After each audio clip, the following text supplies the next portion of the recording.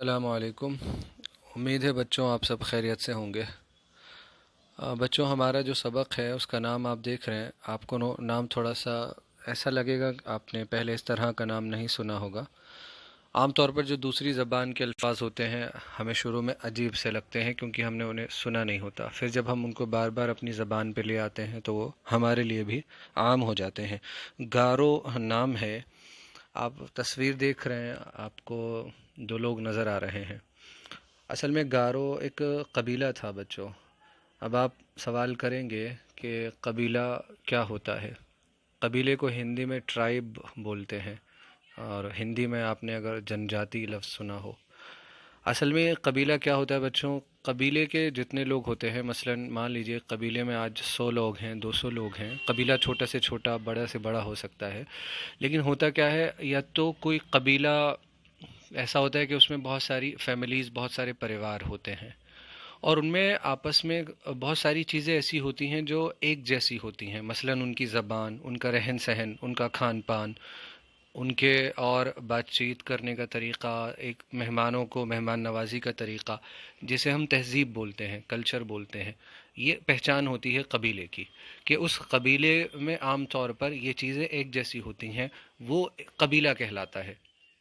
آپ بھی دیکھتے ہیں آج کل، جیسے ہم مان لیں کسی شہر کے رہنے والے لوگ، پھر شہر میں کسی علاقے کے رہنے والے لوگ، اگر مان لیجیے اس علاقے کے رہنے والے لوگوں میں ایک جیسی عادتیں پائی جائیں، ایک جیسے طور طریقے پائے جائیں، رہن سہن ایک جیسا پایا جائے، ہاں، تو اسی طرح قبیلے میں بھی ہوا کرتا ہے۔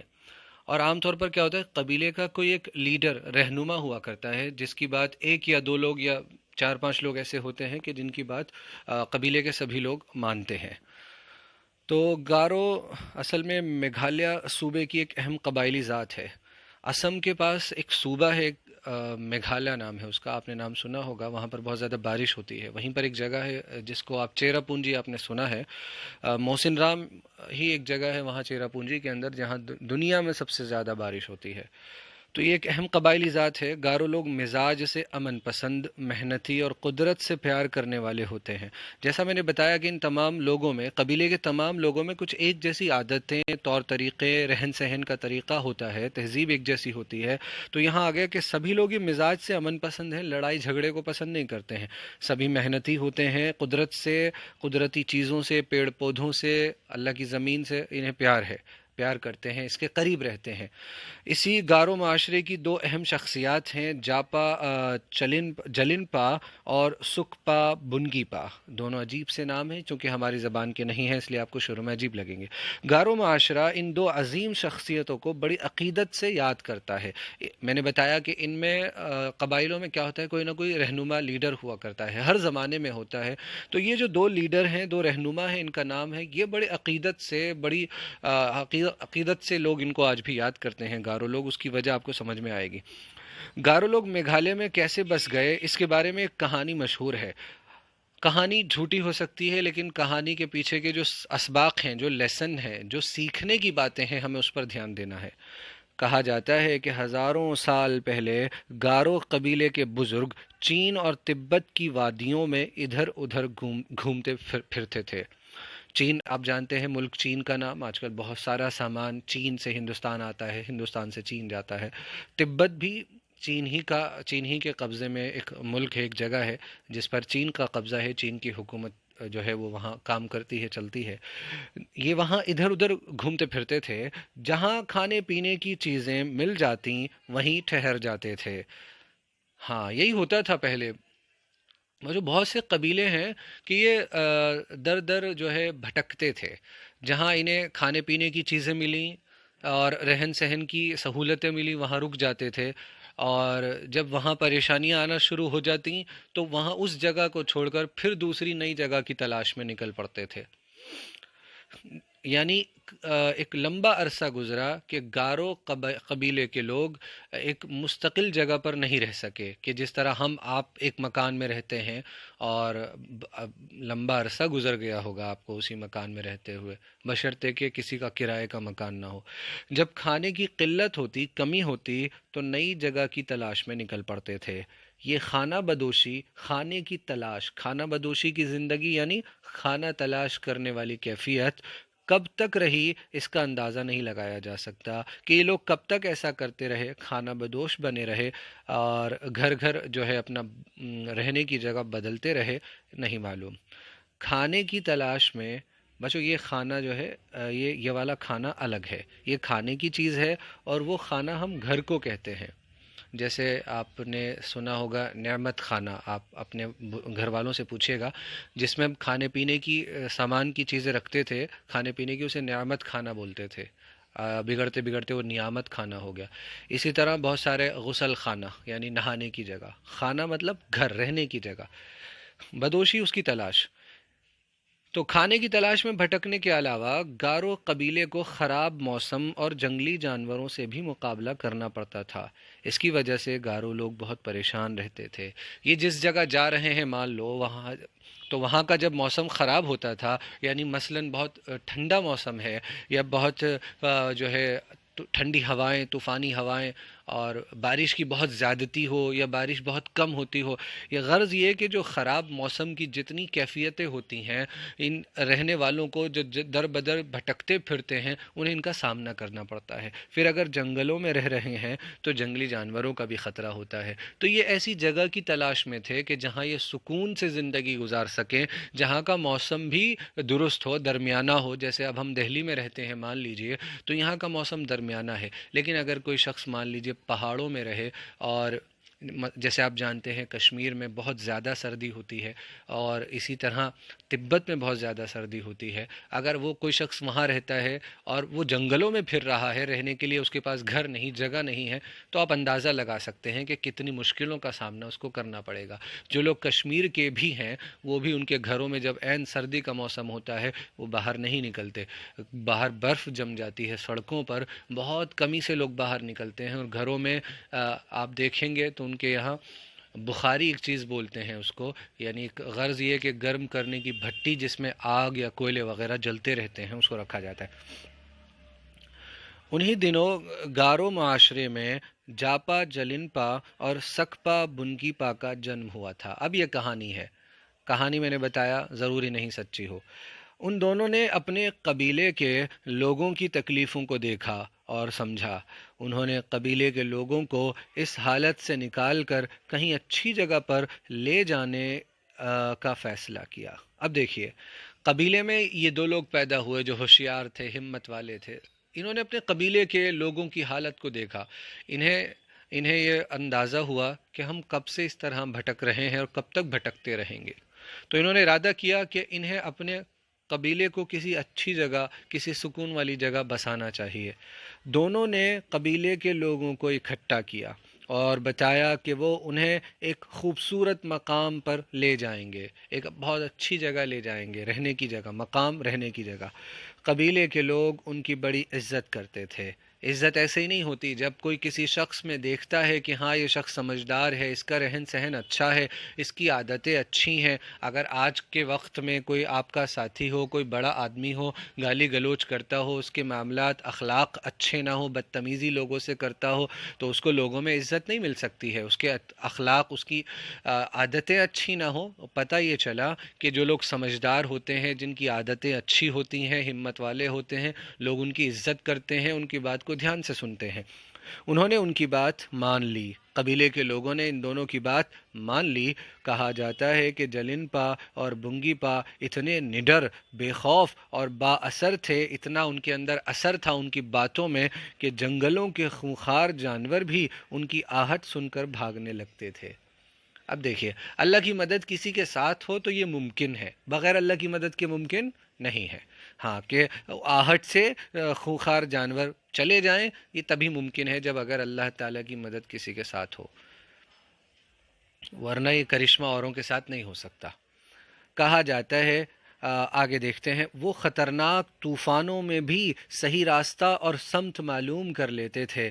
ہوشیاری کی بات ہے، سمجھداری کی بات ہے، مصیبت میں، تکلیف میں ہمت سے کام لینے کی بات ہے، تو بڑے بڑے کام اللہ تعالیٰ کی مدد سے آسان ہو جاتے ہیں۔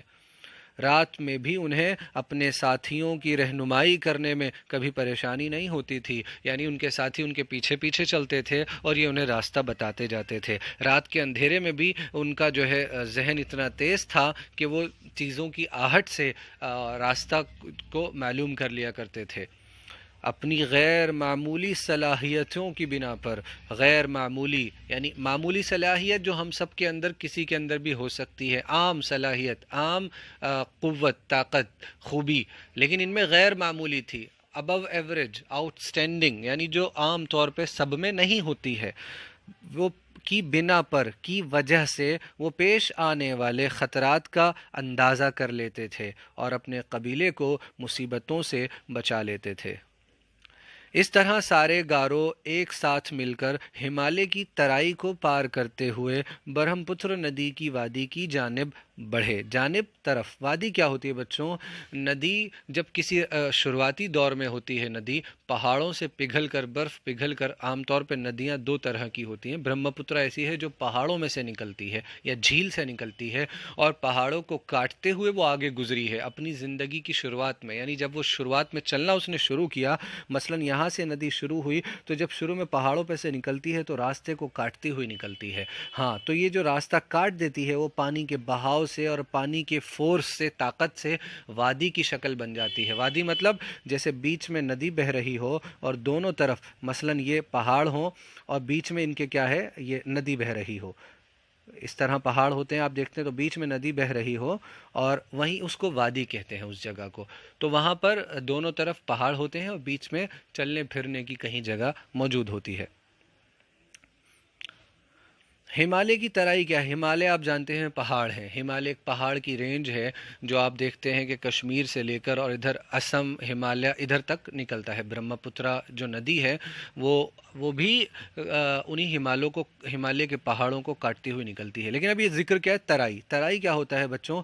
پہاڑوں کا جو نچلا حصہ ہوتا ہے، پہاڑوں کے پیر سمجھ لیجئے آپ، اس حصے کو ہم جہاں پر تھوڑی پانی اور مٹی جمع ہوتی ہے اس حصے کو ترائی والا حصہ کہتے ہیں۔ تری جانتے ہیں نا آپ؟ تری، ہاں، تری مطلب جہاں پانی ہو، تھوڑا چکناہٹ ہو، تھوڑا گاڑھا پن ہو، تو پانی اور مٹی کی ملاوٹ کی جگہ ترائی ہوتی ہے۔ پہاڑوں کے پیر سمجھ لیجیے آپ، پیروں کے پاس۔ تو یہ برہم پترا ندی کی جانب بڑھے۔ اب یہ برہم پترا ندی کی جو ہے وادی کی جانب بڑھے، وہ اپنے سامان، گھوڑے، جانور وغیرہ اپنے ساتھ لے کر چل رہے تھے۔ جب آدمی سفر میں چلتا ہے اور سفر بھی اس طرح کا کہ رہن سہن کے لیے ہو، مثلا ان کا کوئی مکان نہیں ہے، مکان کی تلاش میں جا رہے ہیں، تو ضرورت کا سارا سامان ساتھ ہوتا ہے۔ کبھی کبھی مہینوں چلتے رہتے اور کہیں کہیں برسوں ٹھہرے رہ جاتے، برسوں، سالوں ٹھہرے رہے۔ بچوں، یہ جو زندگیاں بسی ہیں اس طرح نہیں بسی ہیں۔ لوگ جو اس طرح، آپ اگر جہاں رہتے ہیں آپ اپنے والد سے پوچھیں کہ 50 سال 100 سال پہلے یہ جگہ کیسی تھی، تب آپ کو معلوم ہوگا کہ بستی بستے بستے بستی ہے۔ رہنے کی جگہ لوگوں کی ایک دن میں تیار نہیں ہو جاتی ہے۔ مدتوں وہ اسی طرح سفر کرتے رہے، مدت یعنی بہت لمبے وقت تک، اور ہمالیہ کی وادیوں میں گھومتے رہے، ان ہمالیہ پہاڑوں کی وادیوں میں گھومتے رہے۔ جلن پا اور بنگی پا نے اپنے ساتھیوں کو ہمیشہ آگے بڑھنے کی ترغیب دی۔ آگے بڑھتے رہو، یعنی صحیح جگہ کی تلاش کرتے رہو، سکون والی جگہ کی تلاش کرتے رہو۔ انہوں نے ہمیشہ کہا کہ ابھی آگے بڑھو، یعنی ابھی وہ منزل ہماری نہیں آئی ہے، ابھی ویسی جگہ رہنے کی نہیں آئی ہے جو ہم چاہتے ہیں، جہاں ہم سکون سے زندگی گزار سکیں۔ برسوں کے تکلیف دہ سفر کے بعد، تکلیف دینے والے سفر کے بعد، گارو قبیلہ آسام کے میدانی جنگلوں میں آ پہنچا۔ آپ جانتے ہیں آسام میں ہی برہم پترا ندی بہتی ہے اور آسام کے قریب ہی میگھالیہ بھی موجود ہے۔ کہا جاتا ہے کہ ان کا پہلا پڑاؤ، یعنی جہاں وہ پہلی مرتبہ رکے، کوچ وہار کے جنگل میں پڑا۔ ہاں، یہ بنگال کے اندر ہے آج کوچ وہار جگہ کا نام۔ کہتے ہیں کہ پہلے وہ کوچ وہار کے جنگلوں میں آ کر ٹھہرے۔ اس زمانے میں کوچ وہار پر آسام کے راجا کا قبضہ تھا۔ آسام میں راجا ہوا کرتا تھا اور کوچ وہار اسی راجا کے قبضے میں تھا۔ اس نے گارو قبیلے کو آگے بڑھنے سے روک دیا کہ تم یہاں سے آگے نہیں جا سکتے، جہاں سے آئے ہو وہیں لوٹ جاؤ۔ گارو قبیلہ پہلے سے ہی امن پسند تھا، لڑائی کرنا اس کو پسند نہیں تھا، لڑائی جھگڑے کی عادت ان کو نہیں تھی، اس نے لڑائی کا راستہ نہیں اپنایا۔ جلینپا اور بونگیپا نے آسام کے راجا سے بات چیت کر کے انہیں سمجھایا اور راجا انہیں راستہ دینے کے لیے راضی ہو گیا۔ پتہ یہ چلا کہ ہمیں کسی مسئلے کو سلجھانے کے لیے فوراً لڑائی کا راستہ، جھگڑے کا راستہ، بحث کا راستہ نہیں اپنانا چاہیے، بلکہ اگر ہم سلیقے سے اپنی بات سامنے والے تک رکھیں گے، تھوڑی اس کی سنیں گے، تھوڑی اپنی سنائیں گے، تھوڑا اس کی بات مانیں گے، تھوڑا اپنی منوائیں گے، تو بیچ کا راستہ نکل جاتا ہے۔ لڑائی جھگڑا اور یہ جو ہم دیکھتے ہیں عام طور پر لوگ چھوٹی چھوٹی باتوں پر لڑتے ہیں، ضد پر اڑ جاتے ہیں، یہ بچوں اچھی عادتیں نہیں ہیں۔ اس کی شادی ایک گارو لڑکی سے کروا دی گئی۔ ہاں، اس راجا کی شادی ایک گارو لڑکی سے کروا دی گئی اور اس طرح ماحول خوشگوار ہو گیا۔ پھر کیا ہوا کہ وہ رشتہ دار بن گئے آپس میں اور ایک معاملہ سلجھ گیا، خوشگوار معاملہ ہو گیا۔ کچھ لوگوں کی رائے ہے کہ یہ واقعہ پہلی صدی قبل مسیح کا ہے۔ کچھ لوگوں کا اندازہ یہ ہے، یہ سب اندازے بچوں کہ یہ سب ہوا، اس طرح ہوا، اور اندازہ یہ ہے کہ پہلی صدی قبل مسیح کا مطلب عیسیٰ علیہ السلام، جو عیسیٰ مسیح جن کو بولتے ہیں، جو پیغمبر ہیں اللہ تعالیٰ کے، اور آخری پیغمبر حضرت محمد صلی اللہ علیہ وآلہ وسلم سے پہلے آئے تھے، ان کے آنے سے 100 سال پہلے کا زمانہ۔ کچھ لوگوں کی رائے یہ ہے۔ آج کوچ بہار کا علاقہ مغربی بنگال میں شامل ہے، ویسٹ بنگال، پشچمی بنگال۔ مغرب مطلب ویسٹ والی ڈائریکشن کو مغرب کہتے ہیں۔ کہا جاتا ہے کہ گارو قبیلے کے کچھ لوگ کوچ بہار میں بس گئے تھے۔ آج بھی کوچ بہار اور آس پاس کے علاقے میں گارو قبیلے کے لوگ آباد ہیں۔ کچھ لوگ وہیں بس گئے تھے اور آج تک ان کی نسلیں، ان کی اولاد وہاں رہ رہی ہیں۔ اب جلینپا اور بونگیپا نے اپنے قبیلے کو گارو پہاڑی کی وادیوں میں چلنے کی صلاح دی۔ کچھ لوگ تو وہیں رک گئے، لیکن انہوں نے کہا نہیں، ہم لوگ باقی کچھ لوگ وہاں سے چل دیے۔ ان لوگوں نے کہا چلو اب ہم گارو پہاڑیاں جو ہیں وہاں پر کیا اب ہم ان کی وادیوں میں چلیں گے۔ گارو نام کی، گارو، خاصی، جینتیا، یہ 3 پہاڑیاں ہیں جو اسم اور میگھالیہ کے قریب جو ہے وہ میگھالیہ کے اندر پڑتی ہیں۔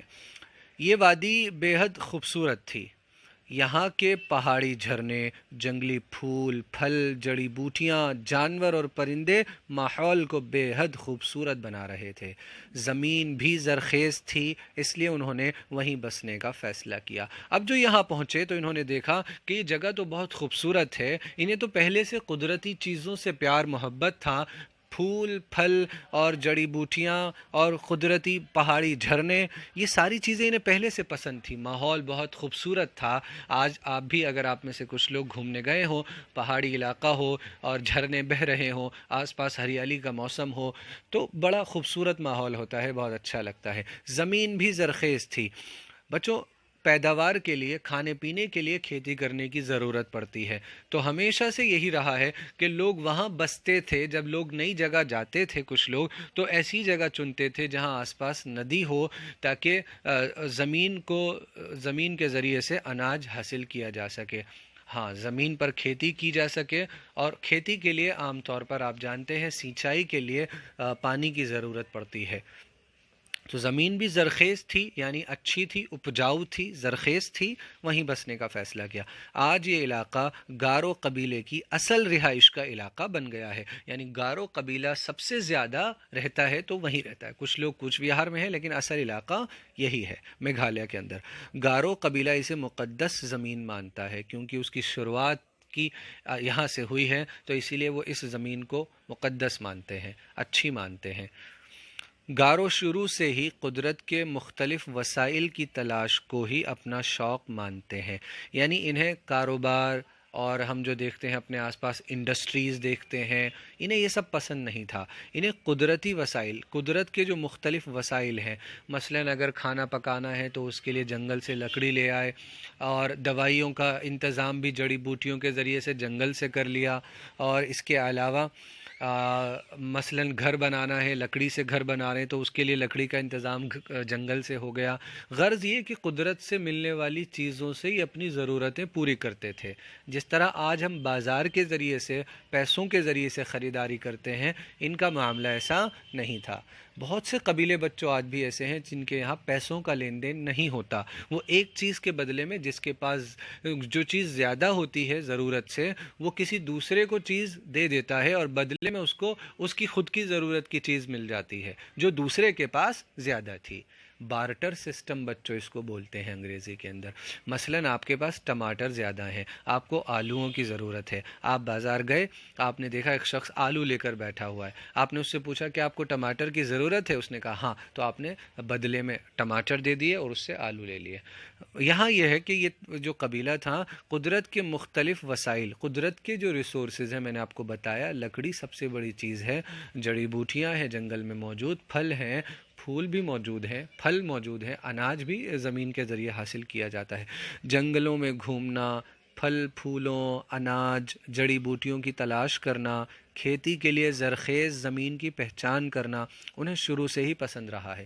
انہیں یہی اچھا لگتا ہے، ان کی زندگی گزارنے کا وہی طریقہ ہے۔ ہو سکتا ہے ہمارا طریقہ الگ ہو، اسی لیے تو یہ قبیلے بنتے ہیں، قبیلے بنے اور ان سب لوگوں کی عادتیں، رہن سہن، طریقہ ایک جیسا ہے۔ آج بھی گارو قبیلے کے لوگ اپنے روایتی ہنر کو قائم رکھے ہوئے ہیں۔ روایتی ہنر کیا ہوتا ہے بچوں؟ جو انہیں اپنے باپ دادا پردادا سے یہ ہنر ملا چلا آ رہا ہے۔ ہر باپ اپنی اولاد کو وہ ہنر سکھا دیتا ہے کہ کیسے جڑی بوٹیوں کی تلاش کیسے کرنی ہے، پہچان کیسے کرنی ہے، کیسے پتہ لگانا ہے کہ یہ زمین زرخیز ہے، اپجاؤ ہے یا بنجر ہے، کھیتی یہاں ہو سکتی ہے یا نہیں ہو سکتی ہے۔ یہ سب اپنے بچوں کو سکھا دیتے ہیں، آنے والے اپنے بچوں کو سکھا دیتے ہیں، اسی طرح چلا آ رہا ہے آج تک۔ گارو قبیلہ اور گارو تہذیب ہندوستان کی شان ہے۔ بچوں معنی یاد کر لیں گے آپ لوگ۔ معاشرہ یعنی سماج، خانہ بدوش ایسے قبیلے جو کوئی مستقل گھر نہیں جانتے، بنجارے جو گھر کی تلاش میں بھٹکتے رہتے ہیں، یعنی بھٹکنا مطلب سفر کرتے رہتے ہیں، بھٹکتے نہیں، سفر کرتے رہتے ہیں ایک جگہ سے دوسری جگہ۔ خونخوار کیا ہوتا ہے؟ لہو پینے والا، درندے جو ہوتے ہیں اس کو بولتے ہیں خونخوار۔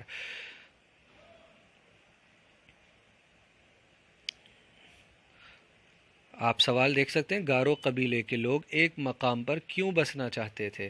بچوں ان سوالوں کے جواب آپ خود سوچیں کہ کوئی انسان کیوں ایک صحیح جگہ چاہے گا کہ وہاں جا کر میں بس جاؤں؟ یہ ہمیشہ ایک جگہ سے دوسری جگہ، پھر اس جگہ تلاش، پھر وہاں کا موسم خراب ہوا، پریشانیاں ہوئی تو پھر دوسری جگہ کی تلاش میں نکل پڑے۔ تو کیوں وہ ایک ایسی جگہ چاہتے تھے جہاں انہیں یہ پریشانیاں نہ آئیں، جہاں وہ اپنی زندگی کو سکون سے گزار سکیں، جہاں ان کے لیے رہن سہن کا انتظام ہو جائے، کھانے پینے کی چیزیں ان کو میسر آ جائیں۔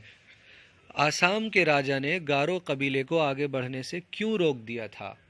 ہاں، جاپا چلنپا اور سکپا بنگیپا کے نام عقیدت سے کیوں لیے جاتے ہیں؟ گارو پہاڑی کس صوبے میں واقع ہے؟ یہ سوال و جواب آپ اپنے اساتذہ کی مدد سے کریں، اور باقی کی چیزیں بھی آپ کو جو سمجھ میں نہ آئے آپ اپنے اساتذہ سے پوچھ سکتے ہیں۔ السلام علیکم۔